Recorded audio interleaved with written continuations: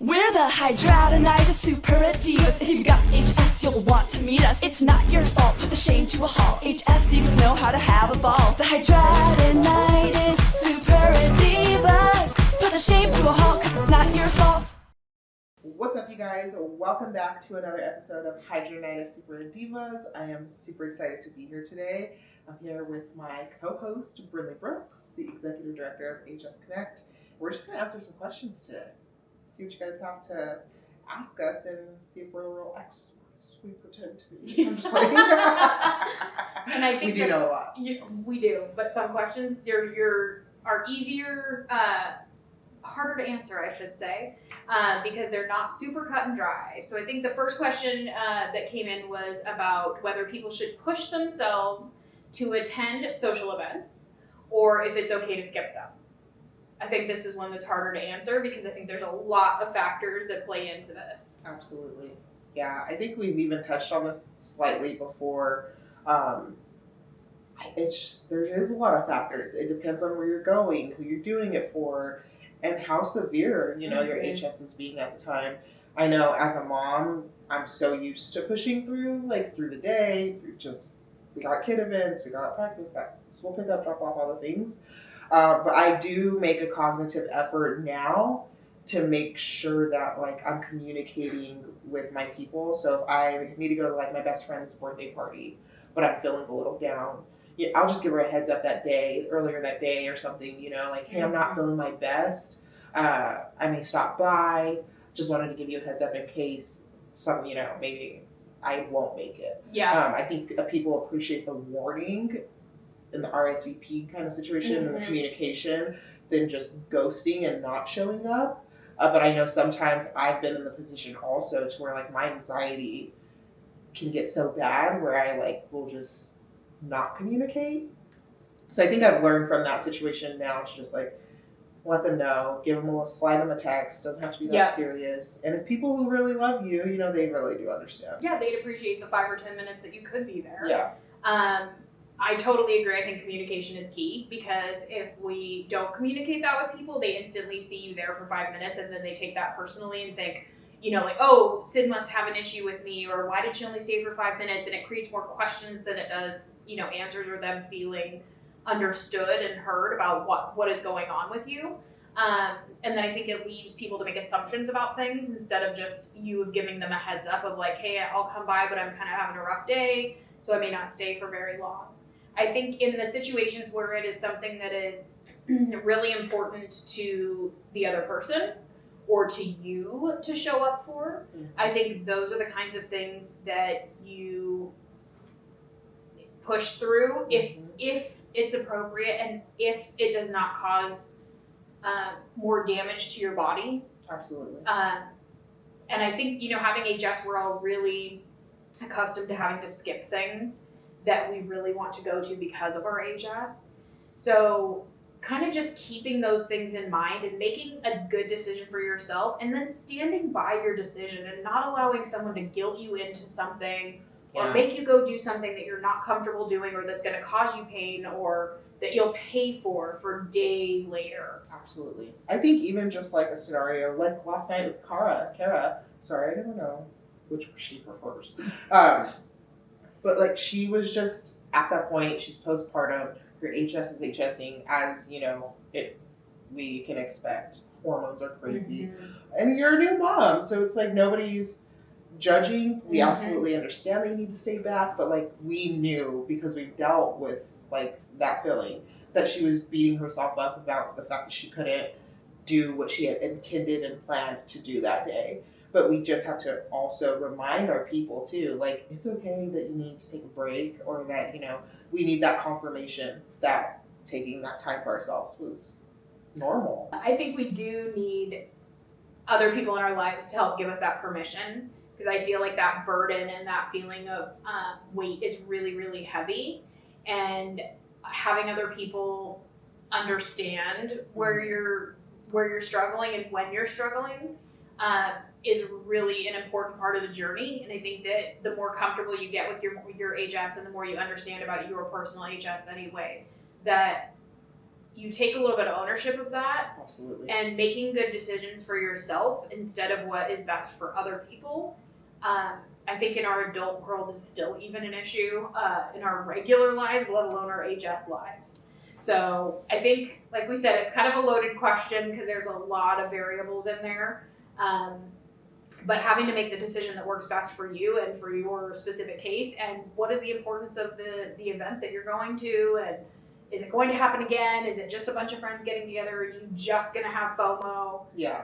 Oh, and we know FOMO is for real. You know, there's stuff like my sisters go to, and I'm like, I wish I was there with them. And then I really think about it. I'm like, that's like just not my thing. So I'm glad I put myself in the position to have to wear the outfit and go to the place that I don't really want to go.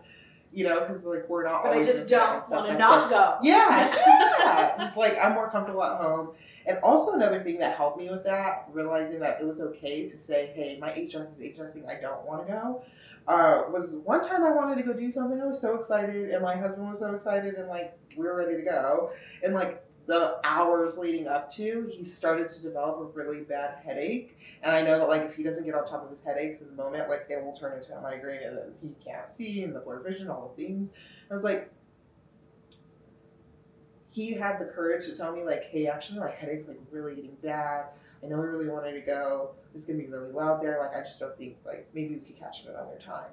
And I remember for a moment I was like, well, it's just a headache. And then I was like, honestly, no. Like if he had the comfortability to tell me, like we were really excited in all things, if he was able to say, hey, I have a headache, I don't think we'll be able to do this tonight, I can most definitely be like, hey, my HS is HSing on my butt cheeks or wherever. I just don't think going to sit in some stadium is like the vibe for me today. And so it's, when you see other people advocate for themselves, even when it's not HS, it kind of gives you the permission to do that same thing for yourself. So I hope whoever's listening knows, you know, to do that.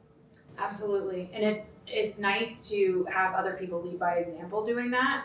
And just the way that he would tell you that his headache was bothering him is exactly the way you should just be able to bring up your HS. Yeah. So working on that, I think, is really important to get to the point where it's okay and you're comfortable to just say that that's the issue. And that the response would be like, no problem, what can I do to help? Yeah. You know, Absolutely. or what do you need so that you can feel better? I love it. Yeah. So if someone makes an insensitive remark about our HS, I think,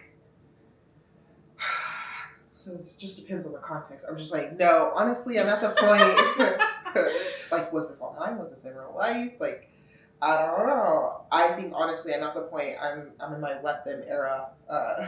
One, I'm listening to the book by Mel Robbins, and it's like setting me free. But also, like, what do I look like trying to convince you otherwise? Mm-hmm. You know what I mean? Like, even negative people on the internet, they're like, I had a video going viral, and they were like, oh my gosh, look at the inside of that toilet. And I was like, in the moment, I did not think about that when I was like making the content. But I was in my kid's bathroom, so I also just like, I don't know, didn't care. You know what I mean? And I'm like, people will make assumptions about you, but that's already made up in their head. Yeah. What do I look like going to the comments being like, well, actually, I was in my kid's bathroom and they're effing disgusting, and like, maybe you should come clean their bathroom because they don't listen to me. You know, like, I've made the comment that they don't care. They already made what they want to make up about me. And it's the same thing with our HS. You know, people who don't have HS just will never understand from a specific standpoint. And we can wish empathy on them all we want, but I am not here to convince you that I'm not a dirty person. I'm not here to convince you that I don't have an STD. I'm not here to convince you of anything. You've already made your mind up about me, and that's your loss. So I'm going to let you think what you want to think, and I think it's harder to say that than actually practice that method. Yeah. Because we really do. We get so riled up. Our blood pressure starts getting high. We start like, depending on who you are and where you are in your journey with healing, you want to cry, you want to, you know, there's a lot of things that we have to work through. But I'm learning to let them think what they want to think, and I'm checking myself, and then it's like, okay, let me check in with me. Are you okay? Mm-hmm. Are your feelings hurt? Are you mad? Are you sad? What are you feeling? Process that, because when we just shove it down and we're like, oh no, I'm good, and we try to act like we're the strongest warrior on the block, like, that's when it starts to affect your mental health, and you're not going to be okay. So my biggest advice to anybody right now is let them think what they want to think about you. You know who you are. At least I hope you know who you are, and you should know that you bring so much value. And it doesn't matter. Yours is a much more politically correct answer than my answer. My answer is kick them in the balls. But for real, I totally agree with what you're saying. I think, like you said, it is much harder to practice. It's easy to say, like, oh, just who cares what they say. But I start to think, like, how sad that out of my content, sharing my life, that's what you choose to focus on. Yeah. Like, that means that you are an incredibly small person. And I'm sorry that that's the messaging that you took away from me being vulnerable. Yeah. From this, and it says more about that person than it does about you and the state of your house. And congratulations to all the people who have Pinterest perfect homes. I don't envy you, actually, because I wouldn't want to have that maintenance and upkeep constantly just for the sake of looking perfect. We're real people. Yeah. We live real lives. There are weeks bathrooms don't get cleaned. There are 2 weeks bathrooms don't get cleaned. And part of that has to do with us just being busy humans, and the other part has to do with sometimes we just don't care, and sometimes we don't have the energy or the ability to do that based on our HS. So stop judging. Stop judging. It takes so much work to honestly be like just that mean and negative of a person all the time. And like I was saying that to Erica at dinner last night, and I'm like, I only say this, Erica, because like I used to be that person. I'm never gonna lie about the fact that I used to be like just a mean girl. And I'm like, I much rather I love who I am right now than I would any time I was that girl 10 years ago. Like, she was disgusted with herself, so she wanted to make everybody else feel disgusted. I had no self-worth, so I wanted to make sure I pointed out every other insecurity that I believe other people had. And like, that's how I know that, yes, you people are so miserable. You just want to make everybody else miserable with you. And so why am I gonna stoop down to this level to be relatable to you? You know what I mean? So it's realizing that when people think of you in that light, you're already, in a sense, better than them because you don't think of people like that, So, F them. Yeah. F them and let them. I also think that it depends on, like you said, what situation you're in. Like, online, I pay them no mind. Scroll by. It doesn't matter. Like you said, giving them a response is just going to incite a riot with them, or the response could be, thank you, or thank you for noticing, or, what is someone going to say to that? Or block them. Yeah. I used to not block people on social media because I was like, well, what if they have HS and then they don't have any support? And then I was just like, fuck it. Like, if you have HS and you're talking to me the way you're talking to me, HS or not, I don't want to be your friend. So you can type Hidradenitis SuppuraDivas in your search engine, in your TikTok, wherever else, and anybody else but me will pop up and you can relate to them. Like, I'm tired of making it seem like, oh, because we have HS, we have this unbroken bond. Like, no, I'm sorry. You can still have HS and be a not awesome human being, and I'm sorry, I want awesome human beings around me, Yeah, absolutely. And I think as far as, if somebody's doing that in person, it's a lot harder. I think it affects you more because usually, I don't know the situation specifically, but a lot of times those are people that you know and that are close to you, and maybe they've just found out you have HS or whatever that looks like. But I think that it's fair to also be vulnerable with those people so that they can understand how much those comments affect you. Yeah. And I think that in the state that we're in now, we just need to be able to say, like, that really hurt my feelings. Because you owe it to yourself to be honest about the impact that comment has on you. And I feel like you owe it to that person for them to know and understand the impact that their words had on you. So stop making it okay. Stand up for yourself. Take ownership of it. We didn't get a choice in this. We didn't get a vote. And it's ours to own, All right, so our last question is, how can I participate in advocacy or awareness programs for HS? We see this question come up a lot. I think there is somewhat of a misconception in the community that once you start sharing your journey about HS, that means that you should be afforded the opportunities that some other people have been afforded in the community. But what I want people to really know and understand is that these people are not new. They have been showing up and learning and being an active participant in these roles for a really long time. It takes a lot of work to be an advocate, and it may seem like all you see is people having fun together, which by all means, God help us, yes, we do. Because it just naturally happens anytime we're together. But what you don't see is all of the hard work that's taking place behind the scenes. Being an advocate is a labor of absolute love. Just being at this AAD conference, for instance, right now. Like, I didn't even have a badge, y'all. I had to pretend to be friendly to go inside of there. Like, they were just like, oh my gosh, you're amazing. You get to come. Like, she worked so hard to make sure that, she wishes everybody could be included in everything. But realistically, we live in a world that spins because of the green money that we all wish we had so much of.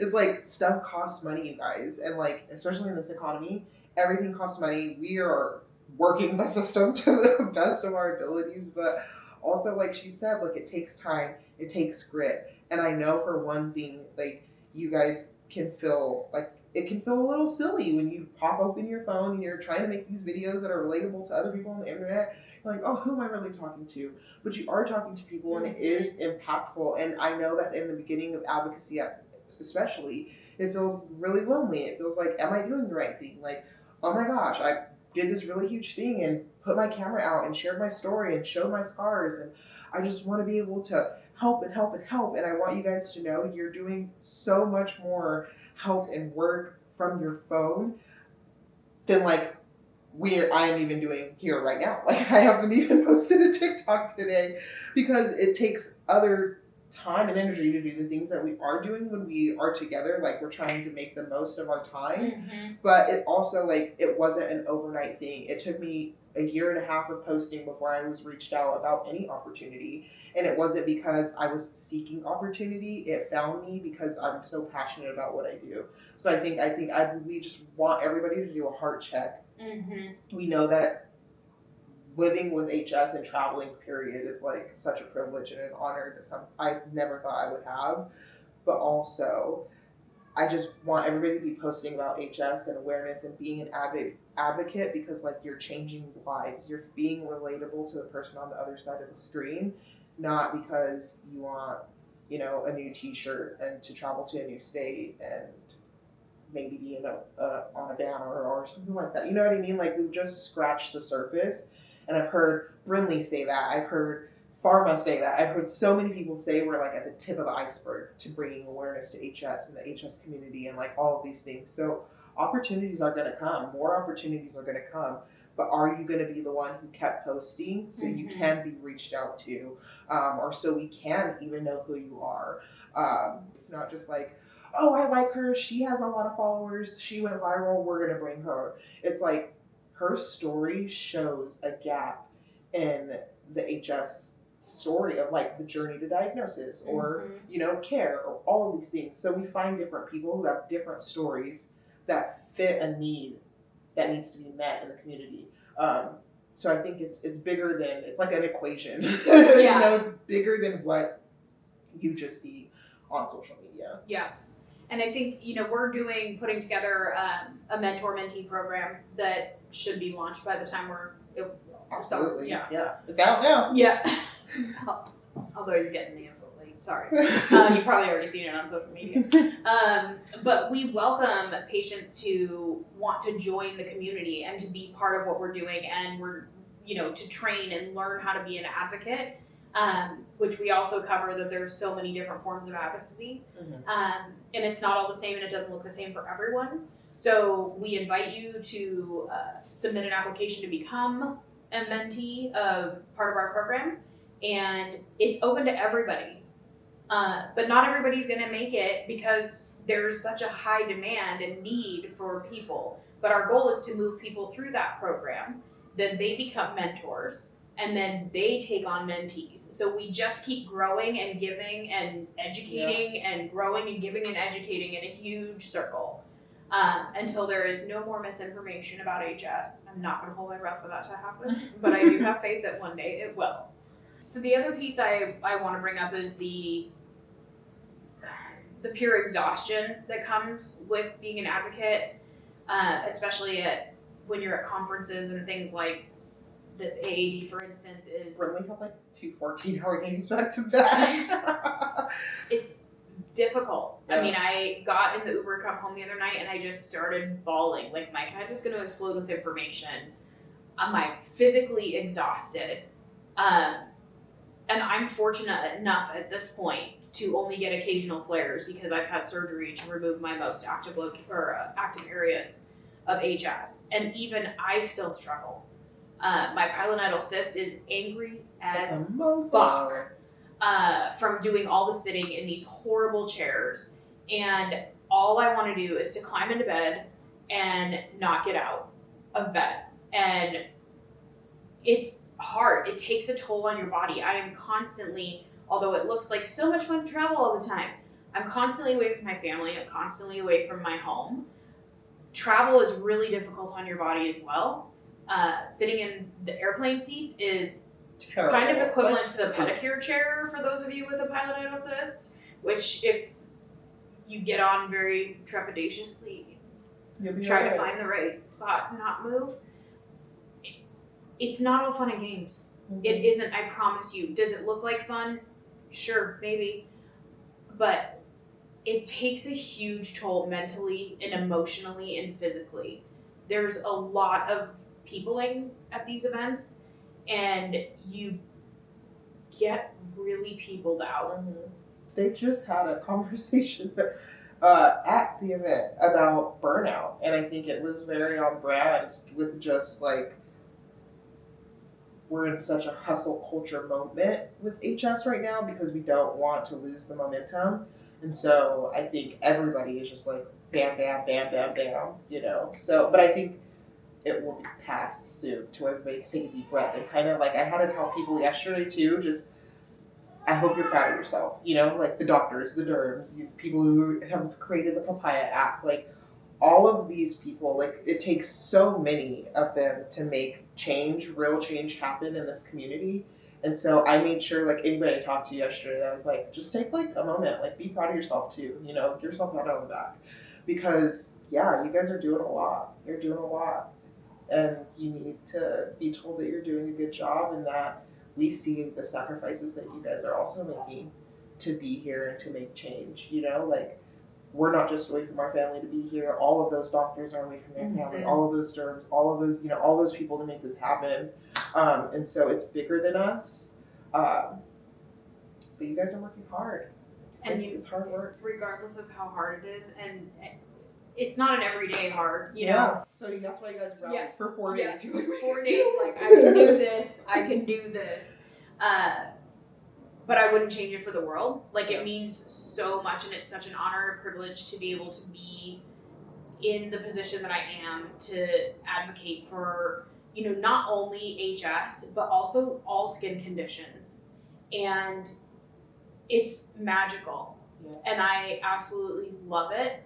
And it balances the hard work with the feeling of accomplishment. Yeah.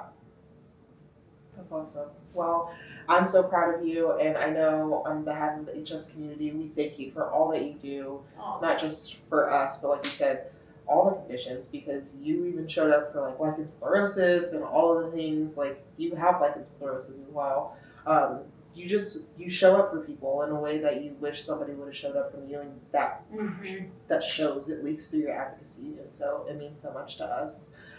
We thank you guys for tuning into this episode. We hope that, you know, some of you guys take the advice, you become advocates, you put in the work, you realize that this is hard work. A lot of it runs on your passion for the cause. We look forward to hearing from you soon.